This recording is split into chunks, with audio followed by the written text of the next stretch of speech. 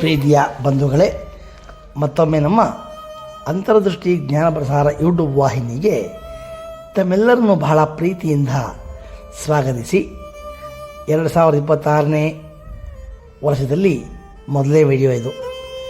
ನಾನು ಹೊಸ ವರ್ಷವನ್ನು ಹಾಕಬೇಕಾಗಿತ್ತು, ಲೂಹಿವೆಲ್ ದಿನಾಚರಣೆಗೆ ಹಾಕಬೇಕಾಗಿದ್ರೆ ರೆಕಾರ್ಡ್ ಮಾಡಿಟ್ಟಿದ್ರು ಕೂಡ ಅದನ್ನು ಹಾಕೋಕ್ಕಾಗಿಲ್ಲ. ಅದನ್ನು ಹಾಕ್ತೀವಿ. ಸ್ವಾಮಿ ವಿವೇಕಾನಂದ ಜಯಂತಿಗೆ ಈ ಥರ ಇತ್ತು. ಆದರೆ ಅದು ಸಮಯದ ಅಭಾವ ಕೆಲಸದ ಒತ್ತಡ ಏನೋ ಅನಿವಾರ್ಯ ಹಾಕೋಕ್ಕಾಗಿಲ್ಲ. ಇವತ್ತು ಈ ಮಕರ ಸಂಕ್ರಮಣ ಬೆಳಗ್ತಾ ಮಾಡಬೇಕು ಅಂತ ಯೋಚನೆ ಮಾಡಿದಾಗ ಸ್ವಲ್ಪ ಹೊಳೀತು ನೋಡಿ. ಇವರು ಚೆನ್ನಾಗಿರೋರು ನಮ್ಮ ಗೌಡರು, ಕೃಷ್ಣೇಗೌಡರು. ಬಾಯಿಂದ ಪಟ ಉದುರಬೇಕಾದ್ರೆ ತಲೆಯಲ್ಲಿ ತುಂಬಿರ್ಬೇಕಲ್ಲ.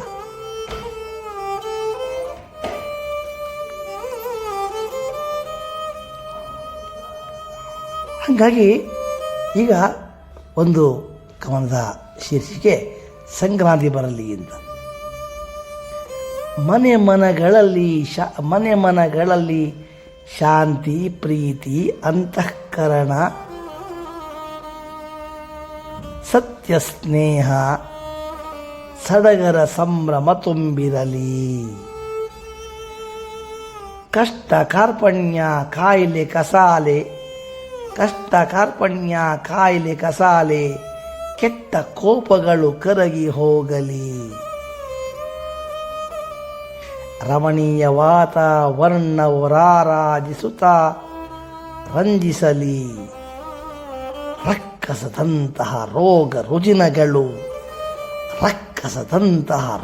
ರುಜಿನಗಳು ಯಾರನ್ನು ಕಾಡದೆ ದೂರ ಹೋಗಲಿ.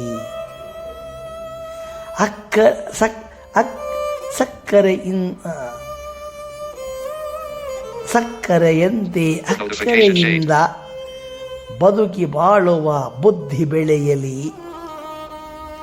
ದೇವರು ಕೊಟ್ಟ ದೇಹವ ದಂಡಿಸಿ ದುಡಿದು ದಾನ ಧರ್ಮ ಮಾಡಲಿ. ಕಬ್ಬು, ಕಡಲೆ, ಕೊಬ್ಬರಿ, ಎಳ್ಳು, ಬೆಲ್ಲ ಬೆರೆಸಿ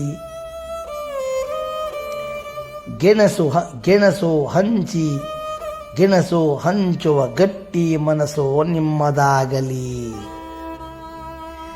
ಮನೆಗಳ ಮುಂದೆ ತಳಿರು ತೋರಣ,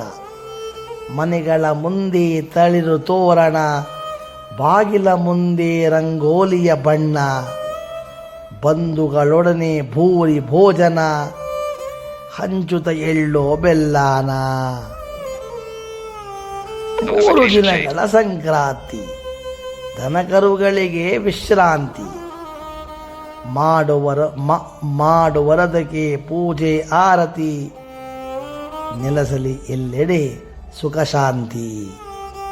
ಬಂಧುಗಳೇ, 3 ದಿನದ ಈ ಹಬ್ಬಗಳನ್ನು ಬಹಳ ಶ್ರದ್ಧಾಭಕ್ತಿಯಿಂದ ಆಚರಿಸಿ. ಯಾಕೋ ವಾತಾವರಣ ಬಹಳ ಹದಗೆಡ್ತಾ ಇದೆ. ನಿಮ್ಗೆ ಗೊತ್ತಿದೆ, ಚಳಿ ಎಷ್ಟಾಗಬಾರ್ದು ಅಷ್ಟಾಗ್ತಾ ಇದೆ, ಬಿಸಿಲು ಎಷ್ಟಾಗಬಾರ್ದು ಅಷ್ಟಾಗ್ತಾ ಇದೆ. ಯಾಕೋ ಪ್ರಕೃತಿ ಮಾತೆ ಬಹಳ ಕೋಪ ಮಾಡ್ಕೊಳಂಗಿದ್ದಾಳೆ. ಇದೆಲ್ಲ ನೋಡಿದಾಗ ಬಹಳ ಭಯ ಅನ್ಸುತ್ತೆ. ಆದರೂ ಕೂಡ ದೇವರು ನಂಬಿದಾಗ ಏನೂ ಆಗಲ್ಲ ಅನ್ನುವ ಭರವಸೆ ಮೇಲೆ ನಾವು ಹಬ್ಬಗಳನ್ನು ಮಾಡೋಣ.